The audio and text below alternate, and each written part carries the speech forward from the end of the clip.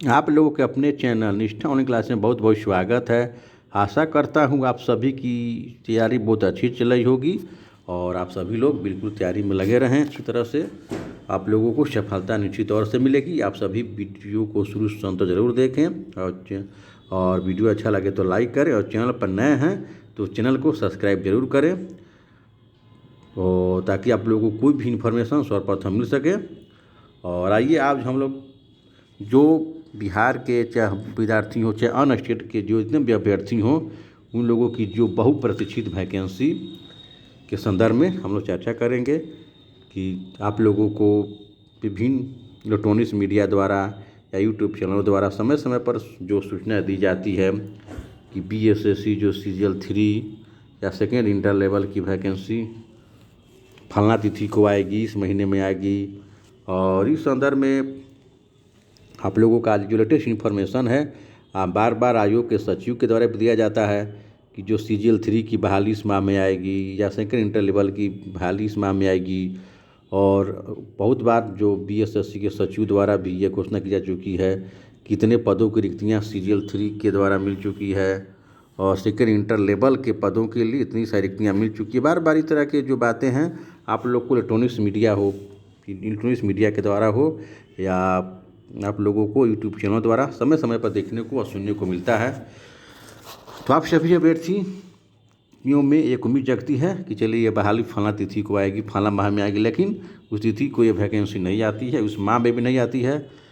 और हम लोग दूसरी बार चर्चा करते हैं कि आखिर जो बीएसएससी द्वारा जो बहाली का बार बार घोषणा की जाती है लेकिन बहाली नहीं आती है, वहीं हम लोग चर्चा देखते हैं कि जो बीपीएससी है या आप लोगों का बीपीएसएससी है, बीपीएससी हो या बिहार दरोगा बोर्ड हो या बिहार कांस्टेबल बोर्ड हो, ये बोर्ड पूरी तरह से सक्रिय मूड में है और इनके द्वारा जो नई नई बहालियाँ ला रही हैं, समय पर परीक्षाएं ली जा रही हैं, समय पर रिजल्ट भी प्रकाशित किया जा रहा है और इनमें लगातार वैकेंसियाँ भी आ रही हैं। लेकिन वहीं बीएसएससी जो है सीजीएल 3 और सेकेंड इंटर लेवल का बार बार इसकी गुफा छोड़ता है लेकिन ये वैकेंसी नहीं आती है।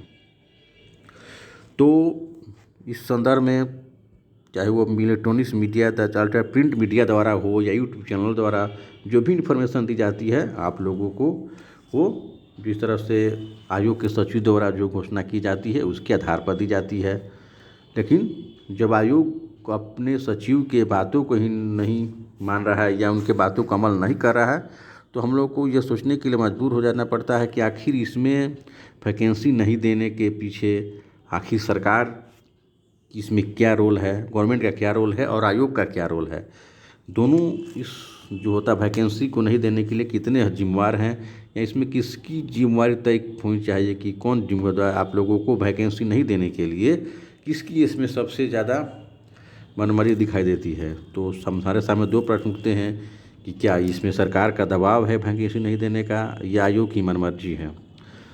देखिए तो हम लोग को सबसे पहले देखना पड़ेगा जो आयोग के द्वारा जो बिहार में देखिए आप लोगों को जो बीपीएससी हो इसके द्वारा पूरी तरह से बहालियाँ दी जा रही हैं, समय पर एग्ज़ाम हो रहा है, रिजल्ट भी आ रहे हैं, ज्वाइनिंग भी हो रही है, दरोगा बोर्ड द्वारा भी समय पर वैकेंसी आ रही है, आप लोगों को समय पर रिजल्ट भी आ रहा है, एग्ज़ाम भी हो रहा है। वहीं कांस्टेबल बोर्ड भी पूरी तरह से सक्रिय मूड में है लेकिन वहीं बीएसएससी बिल्कुल सुस्त पड़ा हुआ है। तो देखिए इसके सुस्त पड़ने का सबसे महत्वपूर्ण कारण आप लोग का है जो इसमें गवर्नमेंट का दबाव। देखिए बिहार गवर्नमेंट उसी पदों पर वैकेंसी ला रही है, बार बार ला रही है, उसी का रिजल्ट या वही बोर्ड पूर्ण रूप से सक्रिय है जहाँ पर कर्मचारियों के बिना या अधिकारियों के बिना काम नहीं चलने वाला है। देखिए जो बीपीएससी है, बीपीएससी द्वारा आप जानते हैं कि अधिकारियों की बहाली होती है। तो बिहार सरकार की योजनाएं हो या सेंट्रल की योजनाएं हो तो उनको ज़मीनी स्तर पर लाने के लिए उनको क्रियान्वयन करने के लिए जो बीपीएससी के द्वारा नियुक्त अधिकारी ही कार्य करते हैं। तो बीपीएससी द्वारा इन पदों पर बहाली करना अति आवश्यक हो जाता है, इसीलिए वैकेंसी आती है, समय पर भी होती है। लॉ ऑर्डर मजबूत करने के लिए, कानून व्यवस्था को मजबूत करने के लिए सब इंस्पेक्टर और कांस्टेबल का होना जरूरी है। इसीलिए आयोग सरकार का आदेशानुसार पूरी तरह से सक्रिय है। लेकिन आप लोग जैसे देख रहे हैं कि बिहार में सीजीएल 3 की बहाली लंबे अरसे से अटकी हुई है इंटर लेवल की बहाली लटकी हुई है, फर्स्ट इंटर लेवल की बहाली हुई है, काउंसलिंग में रिजल्ट नहीं आ रहा है। देखिए, तो ये ऐसे स्थिति सचिवालय में स्थिति ऐसी है कि एक सचिवालय सहायक की जिम्मे 5 से 6 डिपार्टमेंट को, यानी 5 से 6 टेबल का देखने का जिम्मेदारी है। तो ही जो एम्प्लॉय कम है, चाहे वो ब्लॉक में चल जाइए या विभिन्न सरकारी कार्यालयों में चल जाइए, वहाँ पर जो PSSC द्वारा बहाल होने वाले कर्मियों की संख्या बहुत कम है। एक जो एम्प्लॉय है उसके जिम्मे 5 से 6 पोस्टों पर पदों की जिम्मेदारी दी गई है। तो इसके बिना तो सरकार को काम चल सरकार की मंशा यही है, या उसको तो ही दिख रहा है कि चलिए हमारा एक एम्प्लॉय के वेतन से 4 या 5 क्षेत्रों का काम हो जा रहा है, तुम क्यों 5 या 6 एम्प्लॉय को बहाल करके उसमें उसको वेतन पर इतना पैसा खर्चा करें। तो सरकार का सबसे बड़ा मंशा यही है कि बहाली ना करके जितनी बहाली को रोकी जा सके, या जब तक अति आवश्यक नहीं हो जाएगा इन कर्मियों का CGL या BS इंटर लेवल सेकेंड द्वारा, यानी कि BSSC के द्वारा जो बहालियाँ होंगी, अगर उन एम्प्लॉयों के द्वारा कोई भी काम करना, जब बिल्कुल आयोग को लगेगा, सरकार को लगेगा कि जब हम कर्मियों की बहाली नहीं करेंगे तो काम करना मुश्किल हो रहा है, तब आप लोगों को सरकार इसका आदेश देगी नई बहाली निकालने के लिए। तो देखिए, इसमें सरकार की साफ है, सरकार जहाँ तक है सरकारी कर्मचारियों का वेतन बचाने के लिए जिस तरह से आयोग पर हो दबाव डालने का प्रयास है, तो इसमें आप लोगों को पूर्ण तरह से सरकार पूर्ण रूप से इसी का दबाव का असर है कि आप लोगों का इसमें वैकेंसी अभी विलम्ब से नहीं आ रही। जो CGL के 3 बहाली हो या सेकेंड इंटर लेवल की बहाली हो, अभी तक नहीं आ रही है। नहीं तो कोई भी आयोग, अगर सरकार की ओर से एक बार भी हिंट मिल जाए तो यह विज्ञापन बहुत जल्द आ जाएगा।